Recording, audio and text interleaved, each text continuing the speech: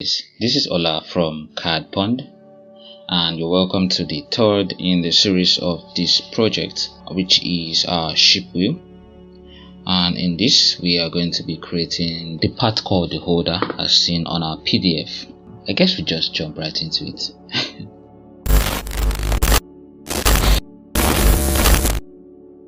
Alright, so the first thing for us to do is to go over to our create sketch as usual. For this, I guess I'll just create this plane because it seems like the part is facing this direction. So this is très facile in French. This is very simple to do. I begin by clicking on my circle. So we start by creating a circle, and if we look at our drawing properly, we have a dimension radius 106 seen at the bottom right corner. So our diameter here is going to be 106 multiplied by 2, and then we have this massive 212 millimeter. So it's pretty much almost done. We draw or create a construction line that goes upwards from the center point this way. We create a line that comes sideways this way. Then we create two more lines. Let's just create two lines that come downwards this way. Okay, so we still have circles here. So what we'll do is we place some dimensions. So the distance between this circle, as seen on our drawing, and this line is seen to be 65. So we make this 65, and the gap between these two lines, as seen on the drawing, it is located on the right side here. It is seen to be 40. So we say 40. So we place some constraints. We say this should be symmetry. This line with this. Alright, then we can drag this downwards. I'm very weird with the way I do my things. So we have this. Alright. Okay, you know what? Let's just create a dimension for this line and call this 80. I guess it simplifies what we do next. So make these two equal to each other.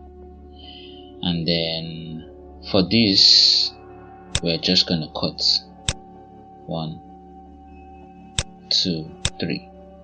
So we have this here. Alright. Make these two coincidents, so we have something like this. Lastly, we click on circle and we create a circle here.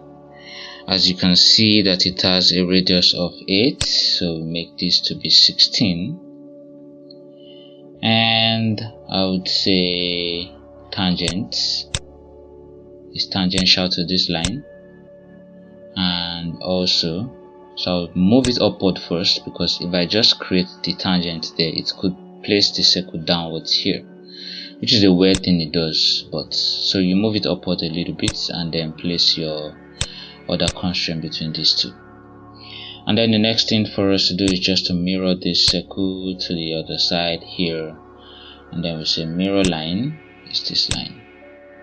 Okay, voila. We could end the sketch this way, but it's going to create more features for us, like I said in the previous video. So what we'll be doing right now is we select on 1, 2, 3, 4 and 5, all of this here. We go over to create, and then we check for pattern. Let's see, circular pattern. So if we count the number of times that we have this on our drawing, we have it 8 times. So we click on our center point to be this point and change this to 8. So I say okay. Alright, so with this we could say finish sketch, and we have something that looks weird like this. You could go ahead to trim it out, but it takes a lot of time, so I just prefer to just do it this way. And then lastly, we go over to extrude. With the extrude tool, we select on what we have here, and then we select on all of these small spaces which we have situated here. Please make sure to select all, because it's possible you could miss one or two. So ensure that at the end of your selection that we have the same number of selected parts or profiles. So select 1, 2, this also, this. This looks like the eyes of a weird creature looking at me. So we have all these selected, and then we have 17 profiles selected. With that, we change our distance, as we can see in our drawing, to 40. So make this 40. Looks like this. We say OK. We'll go back to this view, and that's exactly what we have. Our holder is created, and then we can save in the same folder where we have placed our previous components, and this is where we'll end with this part. So I'll catch you in the next one, where we create our circle.